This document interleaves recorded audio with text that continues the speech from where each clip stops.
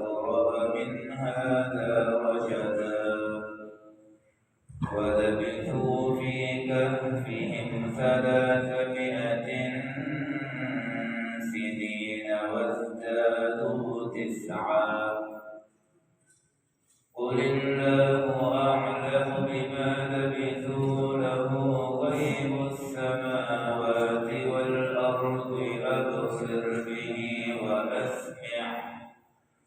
ما لهم من دونه من ولي ولا يشرك في حكمه أحدا